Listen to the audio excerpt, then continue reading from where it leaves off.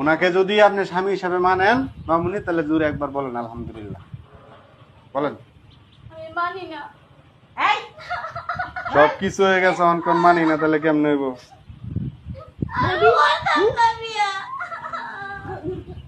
মারেন না, আর মারেন না। মেয়ের একে তো জোর করে বিয়ে দিতেছেন, বুড়া বুড়ার লগে আবার মারতেছেন।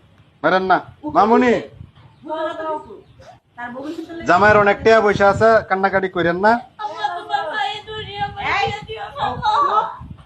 একদম চুপ, আমি যেটা কইরা শুনবি একদম নাই। মা তুমি পরে সারা জান লগে দিবা, আমি তারে বিয়া করব। ওর কাছে তো বিয়ে বসতে অন্য কোথায় বিয়ে করব? চুপ। বলেন বলেন বলেন বলেন আলহামদুলিল্লাহ বলেন ভাই বলেন। মা এবং করো না মা, তুমি না আমার মা। আরে আপনার একটু বুঝান না, দিকে তামসা দেখতেছেন, বুঝান একটু মেয়েটারে। তুমি এত আমার একটু বুঝা না।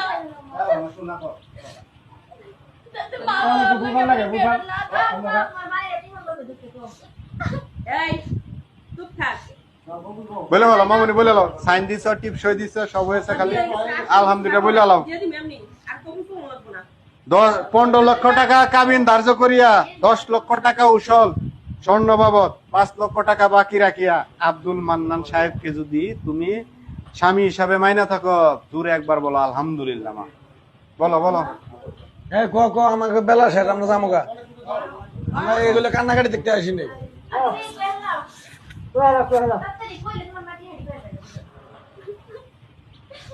আল ফল কেউ কথা কেন না, তুমি শেষ কইরা দিলা। আল ফল কেউ কথা কেন না। দেখি মামুনি বলেন বলেন আলহামদুলিল্লাহ বলেন, ভাই কান্নাকাটি করে লাভ নাই। আমার কত দেখতেছ না? আপনার মেয়েরা রাজি করেন, তাড়াতাড়ি রাজি করেন।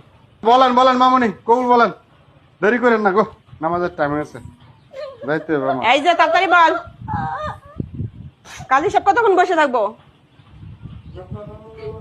মা বিয়েটা বাদ দিও না মা। সব পড়ানি শেষ, তোর কবুল করবো না? আমি এমনি তোরে দিয়ে দিব উড়াইয়া। কবুল আমার লাগবো না, এমনি দিয়ে দিব, লাগবো না আমার। আরে কবুল শোনা লাগবে, একবার বলেন। হ্যাঁ বলেন বলেন বলেন একবার বলেন আলহামদুলিল্লাহ। এই ও কবুল কর।